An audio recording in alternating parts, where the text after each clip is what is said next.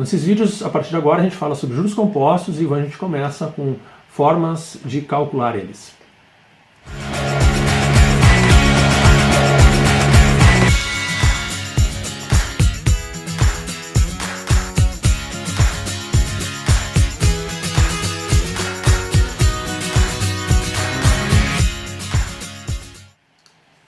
Bom, para começar, né, vamos colocar aqui a fórmula, a diferença entre juros simples e compostos.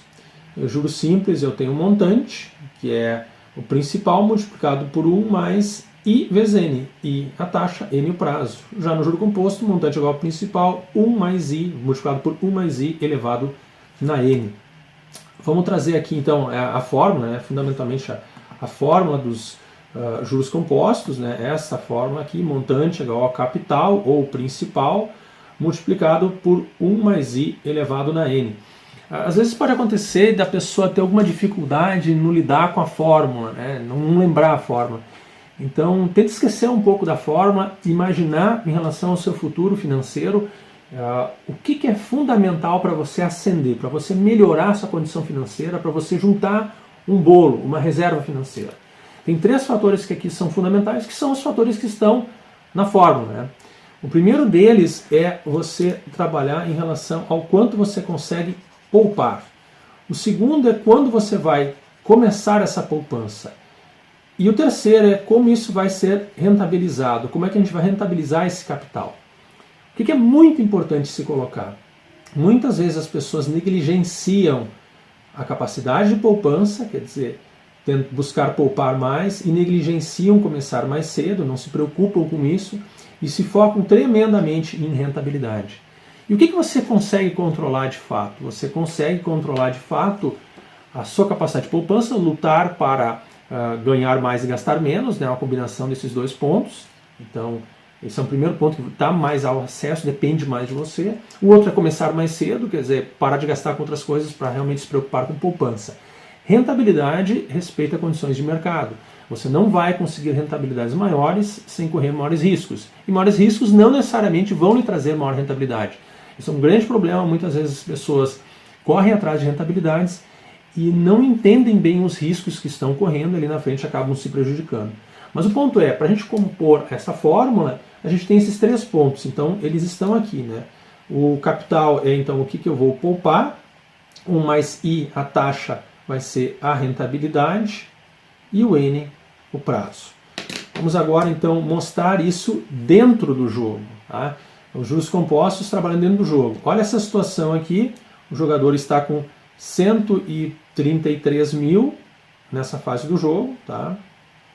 Ele vai ter juros compostos incidindo sobre esse saldo de 0,5%, apenas 665 ele consegue juntar.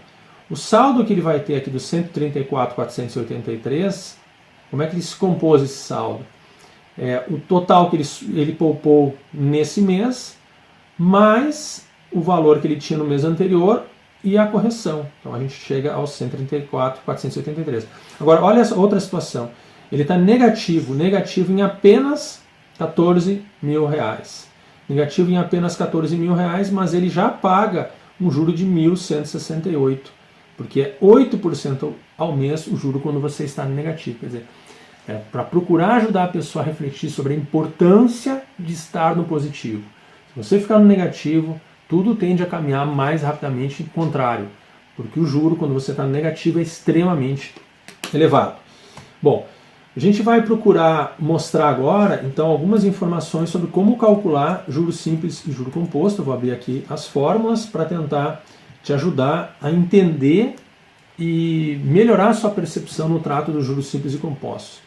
Em primeiro lugar, vamos colocar aqui essa diferença para você entender, né, o efeito do juro composto no longo prazo.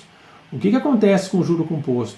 O juro composto ele incide sobre o valor que você tinha no mês anterior, mais os juros que mês a mês vão sendo agregados. Então, cada mês esse valor vai aumentando. Já no juro simples ele permanece constante, é sempre sobre a mesma base. Então, no juro composto eu tinha sobre 10, e no mês seguinte, com a correção, fui a 11, o juro composto vai passar a incidir sobre 11. depois no outro mês sobre esses 11 corrigidos e assim por diante. Então por isso que a gente tem nesse desenho do gráfico esse tremendo afastamento que acaba acontecendo com o passar do tempo, porque os juros compostos estão de fato produzindo efeito, enquanto no juros simples você praticamente está andando numa linha reta.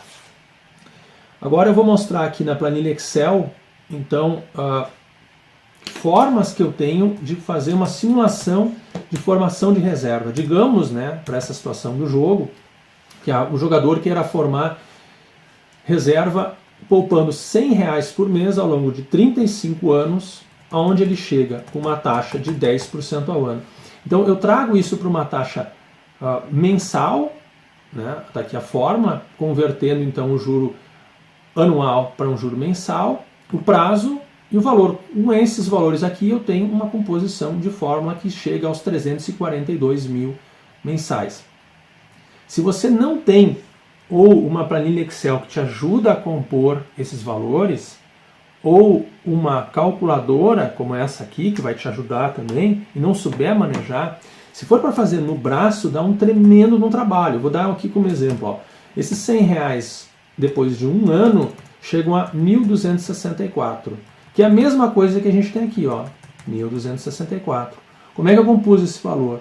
Eu peguei os R$100 lá no primeiro mês, essa taxa, eles estão expostos a 12 meses de correção. Chego a 110. Já o valor que eu apliquei, digamos, no mês de fevereiro, ele só vai corrigir por 11 meses. Depois o outro valor que eu vou aplicar no mês seguinte por 10, 9, 8, 7, 6, 5, 4, 3, 2, 1 mês.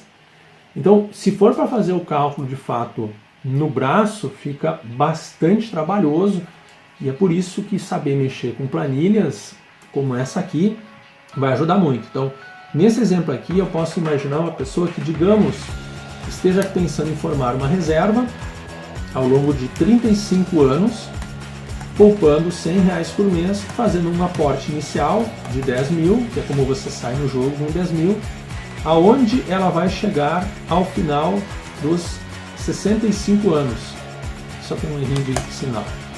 Então, ao final dos 35 anos, digamos que ela começa aos 25 e vai até os 60, ela chegaria com os valores de R$100 mensais em 342 mil. Já o valor de 10 mil capitalizado por 35 anos, está aqui a fórmula, né?